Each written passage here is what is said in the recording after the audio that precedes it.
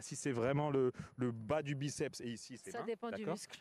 Ça dépend du muscle, exactement. Donc pour vous, c'est différent de pour vous. Mais ici, en fait, on peut le voir sur l'action. Et c'est pour ça que j'ai pris mon temps. C'est tellement une décision Bien importante. sûr, Et c'est pour ça que capital, le VAR capital. a tout à fait bien fait de m'envoyer pour que je puisse revisionner cette image. On sait que tout est super important.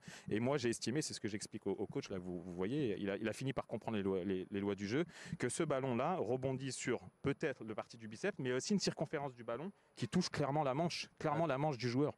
Donc, cette main n'est pas sanctionnable. Qu'est-ce qu'il faut prendre aussi en compte? Ce joueur est en extension. Est-ce que c'est un mouvement naturel d'être en extension, avoir les bras un petit peu décollés? Oui, clairement. D'accord, on n'est pas là pour pénaliser les joueurs et leur demander de sauter avec les bras dans le dos. C'est pour ça que la loi des mains aussi avait changé quand les joueurs taclent au sol avec une main d'appui au sol. C'est normal que quand on tacle, on a le bras qui vient toucher le sol. On sanctionne plus non plus. Voilà, toutes ces choses-là, à la différence de M. Palois qui avait la main en l'air et qui d'ailleurs a été super honnête. C'est lui qui vient de me dire qu'il a son bras levé. C'est pour ça que je bascule et que je siffle penalty ensuite. Mais voilà, donc toutes ces choses-là, on sait que les mains, c'est super compliqué. Mais c'était une décision importante et encore une fois, le VAR a bien fait de me faire corriger cette décision ou au moins de me remontrer l'image. Et après, voilà, j'essaie avec un peu de calme, de lucidité, d'expliquer au capitaine. Je peux comprendre tout à fait que ça peut être frustrant pour eux. Néanmoins, on est là juste pour appliquer les lois et on essaie de faire notre boulot du meilleur de C'est dur. possible.